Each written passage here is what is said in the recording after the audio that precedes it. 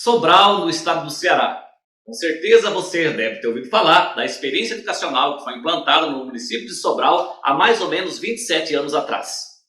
Mais ou menos lá para o ano de 1996, o município do Ceará, chamado Sobral, começou uma revolução na sua educação, transformando a educação, que era uma educação ruim, como é de vários municípios do Brasil, em uma excelência em educação. E para conhecermos um pouco mais o que foi feito no município de Sobral, vou trazer aqui no meu canal uma série de 5 vídeos onde o secretário municipal de educação, o professor Herbert Lima, vai explicar quais foram as mudanças que ocorreram lá no município de Sobral para transformá-lo em uma experiência revolucionária e de excelência na educação brasileira. Vamos então assistir os vídeos. São 5 vídeos que vão falar detalhadamente quais foram as experiências, quais foram as modificações que o município teve que implantar na sua municipalidade, ou seja, na sua rede municipal de educação, para transformar, depois de 27 anos, em uma experiência exitosa. É um case de sucesso o município de Sobral, no estado do Ceará. No quarto vídeo da série, vamos falar então sobre os 3 grandes eixos da política educacional de Sobral.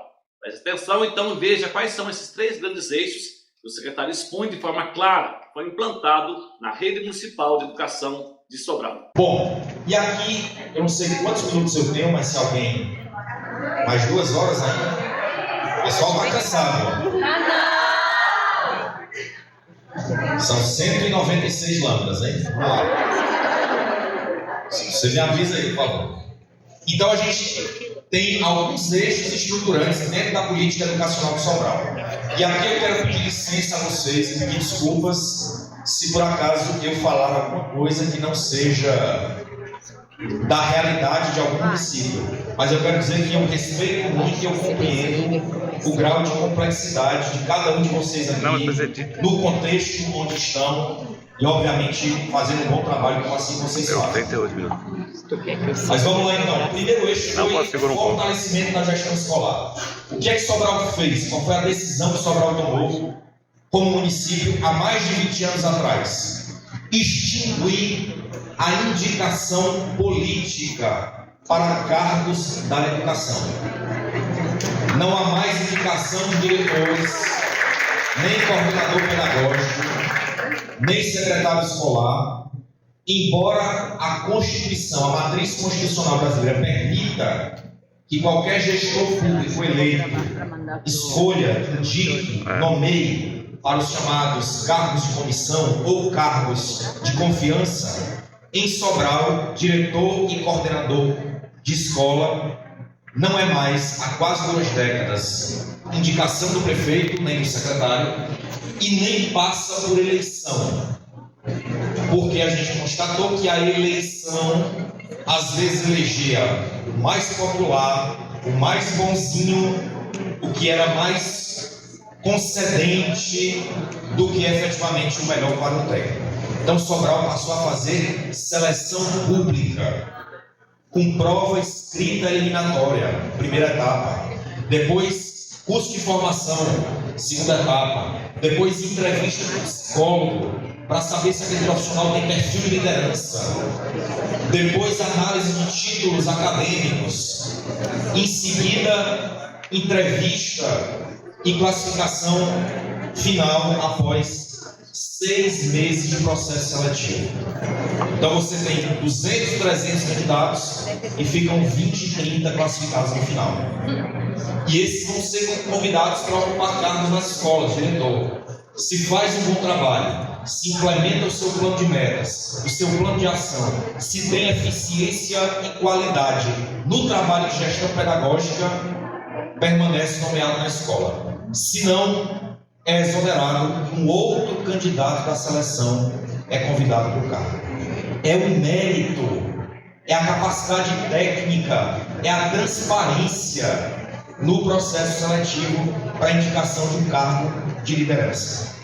Agora, 20 anos depois, é que nós temos uma legislação em vigência que sugere, mas nos obrigará, aliás, já nos obriga, que a divisão de parte dos recursos do Fundeb vai depender do município implementar um processo de seleção de diretores. O que era óbvio, necessário, nós estamos falando do cargo mais importante para a escola, que tem que ser técnico, que tem que ser acompanhado, que tem que ingressar por um processo meritocrático, transparente, e que a permanência depende da eficiência e da qualidade do trabalho que é feito daquela política pública no qual aquele profissional está responsável. Outro ponto importante também foi criar mecanismos para fortalecer a autonomia administrativa e pedagógica da escola. Então, no campo da autonomia administrativa, o diretor de escola em Sobral, no nosso município, não precisa mandar as contas de água para a secretaria pagar, nem de luz elétrica, nem de internet. Se o diretor precisar pintar a parede da escola, ele não precisa mandar um ofício. Se ele precisa alugar uma xerox, se ele precisa comprar um material expediente de limpeza, ele não precisa solicitar. Tudo isso é feito pelo próprio diretor. E ele tem autonomia, porque nós criamos, e eu sei que muitos municípios também têm, um programa municipal que a gente chama de Programa de Desenvolvimento Escolar. Programa Municipal de Desenvolvimento Escolar. Seria um PDDE municipal, que é um PNDE. Então nós descentralizamos recursos financeiros mensalmente para os diretores, onde eles fazem o pagamento das contas públicas, pintam a escola, adquirem material expediente, fazem pequenos investimentos para a escola estar sempre com a estrutura física adequada, e ele só recebe o recurso no mês seguinte se ele prestar contas e a prestação de contas dele for aprovada no mês anterior. Então ele passa a ter autonomia junto com o conselho escolar de executar e operacionalizar necessidades do dia a dia na escola. E o outro princípio é a autonomia pedagógica. Então os professores que ingressam ou por concurso público ou por seleção pública, eles ingressam por ordem de classificação, são lotados pela equipe técnica da Secretaria de Educação nas escolas. Entretanto, é o diretor, no dia a dia, com seu feeling, que vai identificar se aquele professor tem ou não perfil para estar naquela turma ou naquela sala de aula específica. E o próprio diretor pode realocar esse profissional. Por exemplo, ele está na educação infantil, mas é um bom alfabetizador, ele pode ser remanejado para uma série de alfabetização. Isso é pactuado através de resoluções, de portarias que foram construídas pela Secretaria de Educação ao longo do tempo. O segundo ponto é o fortalecimento da ação pedagógica. Então, é organizar e qualificar o trabalho de sala de aula, e a isso, como eu já citei anteriormente, nasce na formação continuada. Todos os materiais são os mesmos em todas as escolas. O PNLD é voltado, mas a gente escolhe o mais voltado, e toda a rede utiliza aquele livro e não materiais diferentes. A orientação pedagógica, o planejamento dos professores de um determinado nível, de uma determinada série, é o mesmo, e isso nasce lá dentro da Escola de Formação Continuada de Professores. E o foco do trabalho do planejamento e de sala de aula é excelência acadêmica. E excelência acadêmica é resultado de aprendizagem.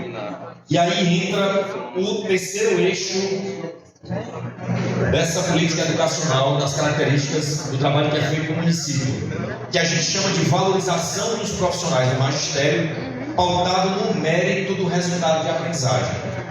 Então, como muitos municípios, nós temos como principal fonte o Fundeb, para garantir a folha dos nossos profissionais do magistério. Inclusive, agora nos últimos meses, em função da queda de repasse do Fundeb, a gente tem sofrido bastante, né? Eu, vocês, a maioria que são gestores municipais, sabem o desafio que é esse momento que nós estamos atravessando. Porém, além do pagamento do salário, e nós pagamos o piso nacional, a gente também criou, através de leis municipais que tramitaram pela Câmara Municipal e foram sancionadas pelos prefeitos nos últimos 20 anos, dispositivos de gratificação, de bonificação, de premiação, de incentivo direto no contra-cheque do professor, financeiramente.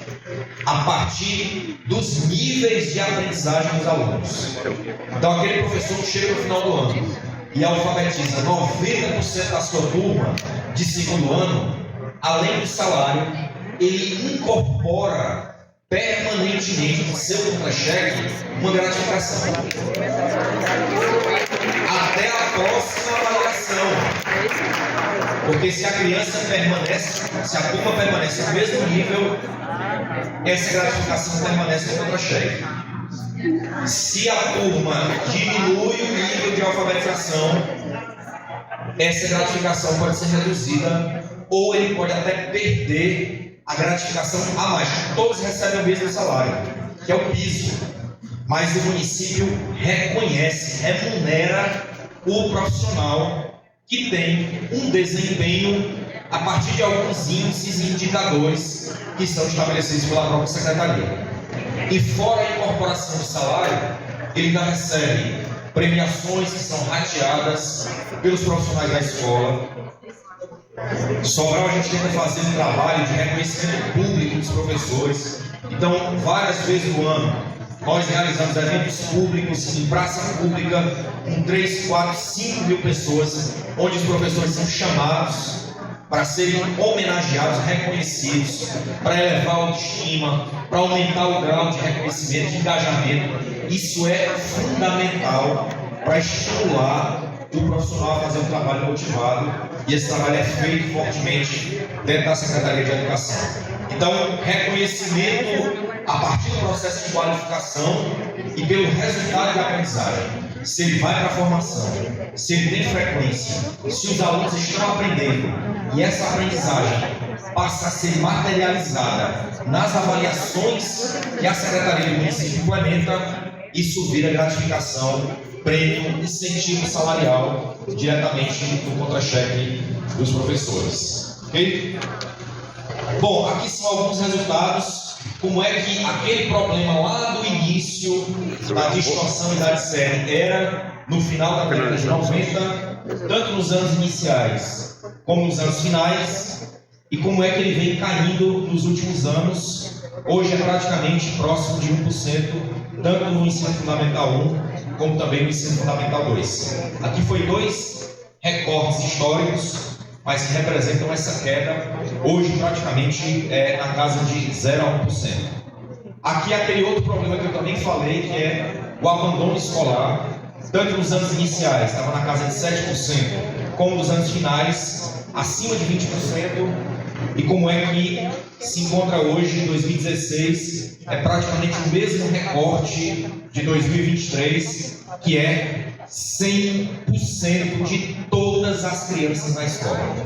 É inegociável, é inadmissível que um aluno matriculado falte aula. E essa cultura tem que ser implementada de maneira permanente, com busca ativa, com visita de profissionais. Nós temos um protocolo: se a criança faltar um dia de aula, o pai e a mãe já é contactado por telefone. Faltou o segundo dia, o pai e a mãe já recebem uma visita na casa dele, de um técnico, de um suporte administrativo da escola, para saber o que está acontecendo. E o pai e a mãe é conscientizado que o Conselho Tutelar, que o Ministério Público, que os órgãos precisam ser comunicados, porque é um direito da criança estudar. É um direito da criança estar na escola. Não é um favor que a família faz. Não é um favor que o município está fazendo.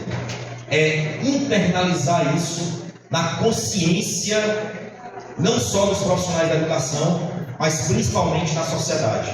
Por isso que a gente diz que houve um processo de cultura de educação. E a gente faz até uma brincadeira, eu queria até fazer um parêntese aqui com vocês, que é o seguinte: é muito fácil ouvir do secretário sobre a educação do município de Sobral. Isso é fácil, estou falando aqui a estrutura de um modelo. Mas quando vocês forem visitar Sobral, e a gente vai ter um prazer muito grande poder receber todo mês, a gente recebe secretários municipais, diretores de escolas, secretários estaduais, etc. Sempre quando as pessoas visitam a nossa cidade, a gente pede para fazer um teste, fazer uma prova, porque é fácil ouvir de mim, do secretário, que acredito e vivo disso. na pele, dia a dia. O teste que a gente pede para fazer é o seguinte: quando você chegar na cidade, que você entrar no hotel que você vai se hospedar, ou quando você pegar o Uber, ou quando você chegar no restaurante para almoçar ou para jantar, durante os dias que você estiver em Sobral fazendo a visita, pergunte ao motorista do Uber, ao garçom do restaurante, ao recepcionista do hotel, como é a educação da sua cidade, porque normalmente os filhos deles estão na escola pública. E observem a reação, a defesa, o sentimento de pertencimento, porque hoje a cidade, a sociedade sabe que a educação do município não é do prefeito, ou não é do partido A ou B, não é do secretário, é deles.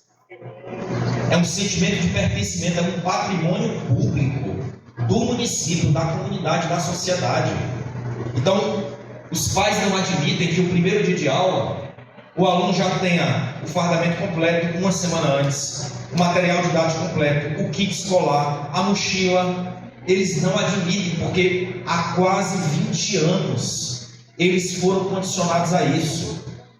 Todo pai, toda mãe, alfabetizado ou não, sabe que o seu filho aos 7 anos de idade tem que estar lendo e escrevendo. E ele é orientado a averiguar isso dentro de casa. Porque se ele não estiver lendo, a família tem que ir lá exigir da escola, que é um direito da criança, que a rede municipal dá. Então, quando você empodera a sociedade, quando você conscientiza a sociedade, esse sentimento de pertencimento, de que a educação é pública, mas é nossa, não é pública porque é da prefeitura, do prefeito ou do secretário, e ela tem que ter compromisso com a qualidade, isso se torna uma cidade que efetivamente é educadora. E você empoderar a sociedade é o melhor instrumento de manutenção e fiscalização da boa garantia do ensino público municipal, focado na garantia e na excelência acadêmica. E aqui, pessoal, é só um exemplo de que a jornada é longa, os caminhos são difíceis, mas é possível. Não é da noite para o dia. É um trabalho árduo, consistente, que muitas vezes vai para além das questões político-partidárias, mas aqui é um pequeno recorte de como se deu essa evolução de Sobral. Lá em 2005, Sobral tinha um IDEB, como boa parte dos municípios do Brasil, que era 4. Essa é a média do Brasil hoje, aproximadamente entre 4,6 e 5,5. E dos mais de 5.558 municípios que a gente tem em todos os estados da federação, Sobral estava na posição 1.366. Quer dizer, lá em 2005, o IDEB 4 já estava à frente de mais de 3.000 municípios. Isso há quase 2 décadas atrás. Com todas essas ações que eu falei para vocês, de formação continuada, qualificação e mentoria para diretores, implementação de uma superintendência pedagógica, avaliação permanente, material estruturado, conscientização e liderança política, dar foco à aprendizagem, garantir a excelência e o tempo pedagógico, evitar as distrações, manter as crianças em sala de aula, uma rotina de aprendizagem. 2 anos depois, Sobral conseguiu aumentar 0,9 décimos do seu IDEB e já passou para a posição 693, com mais 2 anos de continuidade, acompanhamento, avaliação, formação, política de gratificação de reconhecimento pelo mérito, pelo resultado da aprendizagem dos alunos. Sobral conseguiu em 2009 elevar o seu IDEB para 6,6, estando entre os 55 melhores indicadores do país. Muda prefeito, muda partido político, mas os prefeitos deram continuidade ao fortalecimento desses princípios dentro da política de educação do município.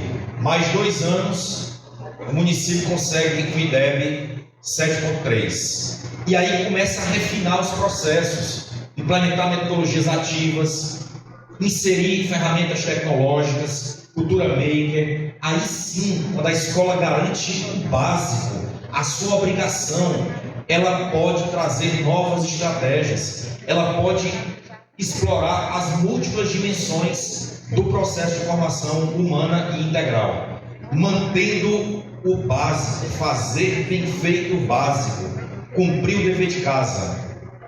2 anos depois, Sobral conseguiu elevar o seu indicador para 7,8, a permanência da seleção dos processos meritocráticos, o resgate do ofício de ensinar. 2015, Sobral passou o indicador 8,8 e 2017 o indicador 9,1. Então foi uma trajetória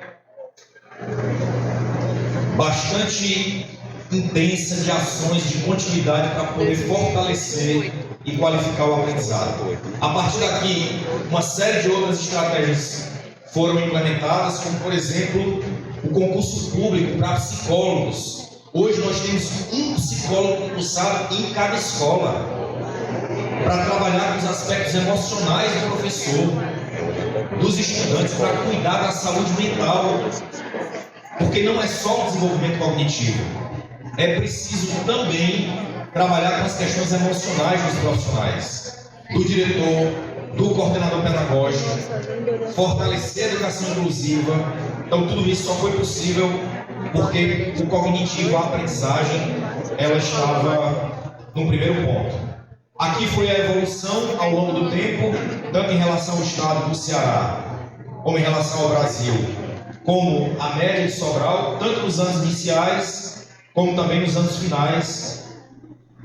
Embora o desafio seja muito maior, a gente sabe do grau de complexidade, pela própria condição biológica da criança, pelo nível de complexidade cognitiva que os conteúdos têm em relação aos anos finais. Então esse é um ponto também, mas dos 3 indicadores de anos finais, o município também conseguiu elevar e ter crescido nos seus resultados.